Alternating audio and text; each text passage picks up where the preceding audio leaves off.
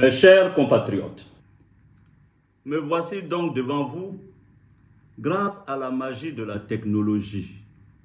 Et rassurez-vous, je me porte très bien. Vous l'avez appris, M. Ouattara a tenté de m'arrêter à l'aéroport d'Istanbul et de m'extrader par la procédure d'urgence en Côte d'Ivoire le 3 novembre dernier. Ceci n'est pas discutable. Depuis ces 5 longues années, son obsession forcenée à me mettre aux arrêts ne s'est jamais flétrie. Pis, elle s'est aggravée. Après m'avoir fait condamner par une justice émasculée aux ordres, successivement à 20 ans et à perpétuité, il a entrepris de déclencher contre moi une féroce chasse internationale à l'homme en dépit des décisions de la Cour africaine des droits de l'homme et des peuples qui a annulé toutes les poursuites contre ma personne parce que, vous le savez bien, elles étaient politiquement motivées. Sachez-le, dans cette affaire, il ne s'est jamais agi de justice, mais plutôt de perfidie. En effet, déjà dans le courant de l'année 2020, précisément au mois de novembre, il a exigé de la France où je résidais mon arrestation et mon extradition. Paris, comme vous le savez, a décidé de m'interdire son territoire.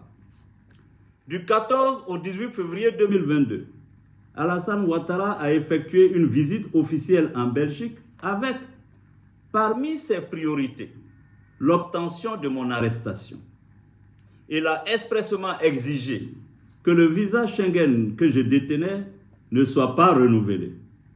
Il a insisté auprès du gouvernement belge pour que ce pays ne me délivre aucun document administratif qui m'aurait permis d'y résider légalement. Ceci aussi est incontestable. Ceci m'a contraint à emprunter une autre destination pour mon exil. En janvier 2022, je me suis installé à Dubaï. Le 23 décembre 2022, de la même année, recevant les lettres de créance de l'ambassadeur des Émirats arabes unis, il a profité pour réclamer mon arrestation et mon extradition en Côte d'Ivoire. Ceci ne se discute pas non plus. Informé, j'ai dû me résoudre, la mort dans l'âme, à nouveau, à prendre le pénible chemin de l'exil, m'enfonçant toujours plus loin dans les confins du continent asiatique. Chers compatriotes, la dernière tentative d'arrestation opérée à Istanbul démontre, si besoin en était, que le seul lieu de repos paisible que M. Ouattara me réserve est bien le cimetière. Est-ce le lieu auquel l'on doit destiner son bienfaiteur? Celui qu'on affublait hier encore du « c'est mon fils ». Non, je revendique le droit légitime à la vie et je n'irai pas plus loin dans mon exil. Je refuse d'être un fugitif, d'autant plus que, devant Dieu et les hommes, je ne suis coupable d'aucun forfait qui mériterait un tel châtiment. C'est pourquoi j'annonce, ici et maintenant, que je mets fin à mon exil. Car il m'est pénible de vivre loin de ma terre ancestrale et natale d'Afrique. Je veux vivre dans la quiétude avec ma famille, mes proches et ceux que je chéris le plus.